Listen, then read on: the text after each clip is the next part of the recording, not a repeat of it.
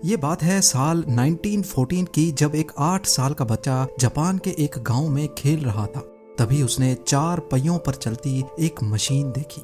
ये फोर्ड का model T था, जिसको देखकर ये बच्चा बहुत ज्यादा हैरान हुआ।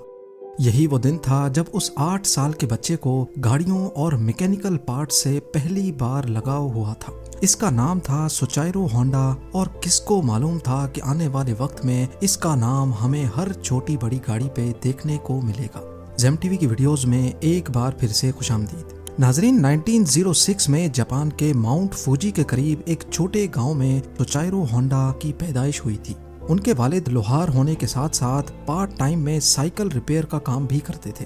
होंडा के 5 बहन भाई पहले ही मुख्तलिफ बीमारियों की वजह से मर चुके थे, लिहाजा उसके माँ बाप को अपने इस बच्चे से काफी उम्मीदें थीं। लेकिन उसको पढ़ाई से तो कोई लगाव नहीं था, अलबत्ता अपने बाप के साथ साइकिल रिपेयर करने में होंडा को ज्यादा दिलचस्पी थी। जब वो 16 साल का हुआ तो उसने न्यूज़पेपर में जॉब का एक ऐड देखा। 8 शोकाई नामी टोक्यो के इस ऑटोमोबाइल सर्विस स्टेशन पे टेक्नीशियंस चाहिए थे।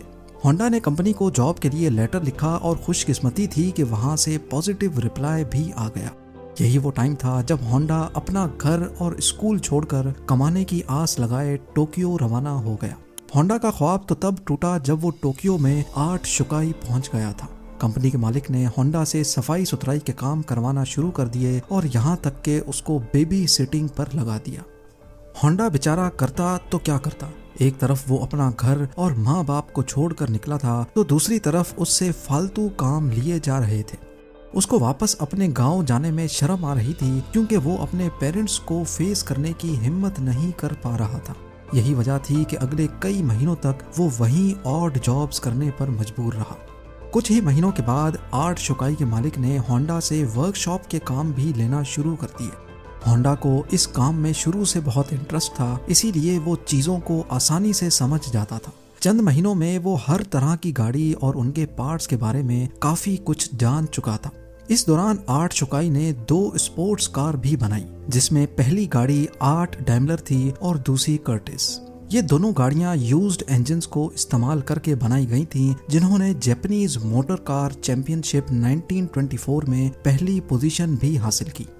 होंडा अभी तक एक अच्छा मैकेनिक था, लेकिन इस रेस में वो ड्राइवर के साथ इंजीनियर के तौर पे बैठा था। यही वो इवेंट था जिसके बाद सुचाइरो होंडा ने मोटर स्पोर्ट्स को अपना रिलीजन बना लिया। अगले कई सालों तक वो 8 शोकाई में ही जॉब करता रहा और अपने एक्सपीरियंस को बढ़ाता भी रहा। 1928 में 22 साल की एज में उसके मालिक ने अपनी एक और ब्रांच खोलने का फैसला किया। ये ब्रांच हमामात्सु शहर में होना थी, जिसको चलाने के लिए मालिक ने होंडा को जिम्मेदारी देकर वहां भेज दिया। होंडा ने 8 शोकाई की इस नई ब्रांच को एक वर्कर से शुरू किया था और सिर्फ 2 ही सालों में 30 वर्कर्स तक पहुंचा दिया। वो अब एक ब्रिलियंट मैकेनिक और रेसिंग ड्राइवर भी बन चुका था।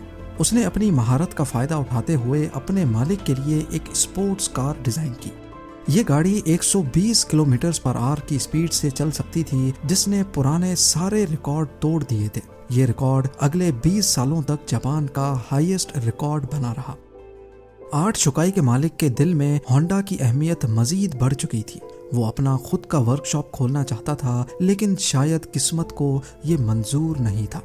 1936 में रेसिंग के दौरान होंडा का एक हौलनाक हादसा हो गया। इस एक्सीडेंट में उसकी जान तो बच गई, लेकिन उसका लेफ्ट बाजू फ्रैक्चर हो गया, शोल्डर डिसलोकेट हो गया और चेहरे पर कई जख्म आ चुके थे। उसको अपनी जिंदगी यहीं खत्म होते दिखाई दे रही थी। ना वो मैकेनिक का काम कर सकता था और ना ही रेसिंग में हिस्सा ले सकता था। कई महीनों के बाद वो जब दोबारा ठीक हुआ तो उसने 8 शोकाई के मालिक से रिक्वेस्ट की कि वो अब ये रिपेयरिंग का काम नहीं कर सकता, बल्कि उसने आइडिया पेश किया कि क्यों ना वो अब स्पेयर पार्ट्स बनाने के लिए एक अलग कंपनी शुरू करें। 8 शोकाई के स्टेक होल्डर्स ने होंडा का ये आइडिया फौरन रिजेक्ट कर दिया। उनको ऑलरेडी प्रॉफिट्स मिल रहे थे और कोई भी नहीं चाह रहा था कि नया रिस्क लिया जाए। इसी पर होंडा ने डिसाइड किया कि पार्ट्स मैन्युफैक्चरिंग की कंपनी वो अकेले ही खोलेगा। 1936 में 30 साल की उम्र में उसने अपने दोस्त के साथ मिलकर टोकाई सेकी हैवी इंडस्ट्री खोली और अपने दोस्त सिचाइरो काटो को उसका प्रेसिडेंट बना दिया। कंपनी तो वो खोल चुके थे, पर होंडा के पास इसको चलाने के लिए कोई इन्वेस्टमेंट नहीं थी। वो दिन भर आर्ट शुकाई के लिए काम करता था, जबकि रात में अपनी नई कंपनी के लिए खुद इंजन पिस्टन बनाने की कोशिश करता था। अगले कई महीनों तक वो इसी रूटीन पे चलता रहा, लेकिन उसको कोई कामयाबी ना मिल सकी। उल्टा वो लगातार शिफ्टें लगा लगा कर कमजोर हो चुका था। एक के बाद एक नाकामी उसका रास्ता रोके बैठी थी। तभी उसने मेटलर्जी में महारत हासिल करने के लिए एक यूनिवर्सिटी में एडमिशन ले लिया।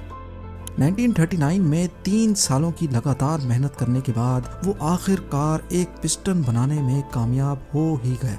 अब उसने आर्ट शुकाई से जॉब छोड़ दी और फुल टाइम पिस्टन बनाने में लग गया। पर उसको ये मालूम ही नहीं था कि उसके बनाए हुए पिस्टन में अभी भी कई फॉल्ट्स मौजूद हैं। उसने टोयोटा कंपनी को अपने पिस्टन ऑफर किए तो टोयोटा ने 50 में से 47 डिजाइन्स रिजेक्ट कर दिए। ये खबर होंडा पर बिजली बनकर गिरी, क्योंकि उसके पास अब वापसी का भी कोई रास्ता नहीं था।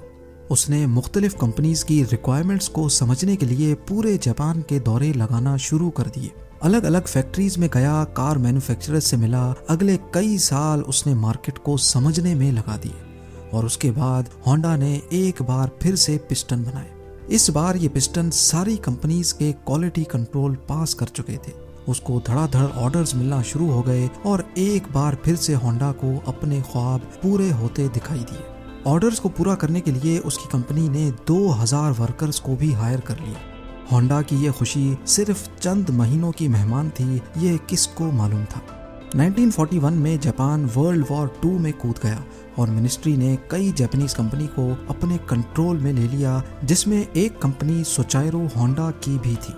होंडा को डाउनग्रेड करके उसी की कंपनी का सीनियर मैनेजिंग डायरेक्टर बना दिया गया और चीजें तब मजीद खराब हो गईं जब कंपनी के वर्कर्स को मिलिट्री सर्विस में लगा दिया गया। अगले 3 साल इंतहाई मुश्किल हालत में गुजरे, लेकिन 1944 में एक वाकया हुआ जिसने होंडा की उम्मीदों पर पूरी तरह से पानी फेर दिया। एयर रेड के दौरान एक मिसाइल सीधा होंडा की फैक्ट्री पे आ लगा।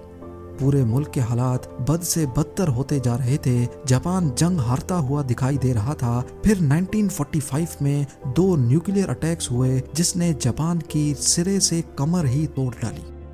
इस वाक़े के बाद जापान ने अमेरिकन के सामने सरेंडर कर लिया। जंग तो अब खत्म हो चुकी थी, लेकिन होंडा अपना सब कुछ खो बैठा था। उसने अपने बचे कुचे एसेट्स टोयोटा को 4,50,000 येन में बेचे और एक बार फिर से जॉबलेस होकर बैठ गया। ये हालत सिर्फ होंडा के साथ ही नहीं थी, बल्कि पूरा जापान बहुत बुरे क्राइसिस से गुजर रहा था। इकोनॉमी मेल्ट हो रही थी। खाना पानी की शदीद किल्लत और महंगाई ने सबकी कमर तोड़ रखी थी। पब्लिक ट्रांसपोर्ट का मिलना इंतहाई मुश्किल था, क्योंकि जापान में पेट्रोल भी नायाब हो चुका था। इसी दौरान होंडा को जापानीज इंपीरियल आर्मी का एक छोटा इंजन मिला, जिससे वो वायरलेस रेडियो चलाया करते थे। अपनी आदत से मजबूर उसे एक आइडिया आया। उसने सोचा कि क्यों ना इस इंजन को एक साइकिल में लगाकर अपनी ट्रांसपोर्ट का मसला हल किया जाए। इससे ट्रांसपोर्ट आसान भी हो जाएगी और सस्ती भी पड़ेगी। क्योंकि उस दौर में लोग पहले ही महंगाई से बहुत परेशान थे, तो जब उन्होंने यही इंजन एक साइकिल पे लगा देखा तो सबको ये आइडिया बहुत अच्छा लगा। चंद यूज्ड इंजन्स तो होंडा को मिल गए, लेकिन लोगों की डिमांड इतनी ज्यादा थी कि अब होंडा ने खुद का नया इंजन डिजाइन कर लिया। ये हिस्ट्री में पहली बार था कि किसी मशीन पर होंडा का लोगो देखा गया। होंडा के पास इतने पैसे नहीं थे कि वो मास लेवल पे ये साइकिल्स बना सके, लिहाजा उसने 18,000 दुकानदारों के नाम एक ओपन लेटर लिखा। लोगों को होंडा पे इतना भरोसा था कि 3,000 दुकानदारों ने उसको पॉजिटिव रिप्लाई दिया और पैसे भी एडवांस में दे दिए। अगले 3 सालों में होंडा ने एक ऐसी मोटरसाइकिल बनाई जो मार्केट की रिक्वायरमेंट के ऐन मुताबिक थी। ये सुपर कब के नाम से लॉन्च की गई, जिसने आते ही मार्केट में धूम मचा दी। यह मॉडल इतना कामयाब हुआ कि 1958 में इसने अमेरिका की अपनी ट्रायम्फ और हार्ले डेविडसन की सेल्स को भी पीछे छोड़ दिया। क्योंकि होंडा को रेसिंग का बहुत शौक तो था ही, इसीलिए उसने अब स्पोर्ट्स बाइक बनाने का फैसला किया। वो मुख्तलिफ बाइक रेसेस में जाता और जीतने वाली बाइक्स के खास फीचर्स नोट डाउन करता जाता। उस दौर में ऐसे स्पोर्ट्स कंपटीशन रेस से बढ़कर मैन्युफैक्चरिंग कंपनीज के लिए मार्केटिंग का टूल हुआ करते थे।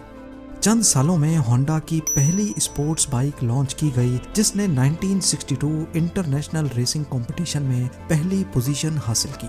इस रेस ने होंडा का नाम पूरी दुनिया में फेमस कर दिया। 1960s में होंडा दुनिया की सबसे बड़ी मोटरसाइकिल मैन्युफैक्चरिंग कंपनी बन चुकी थी और 1968 तक ये 1 करोड़ यूनिट्स सेल कर चुके थे।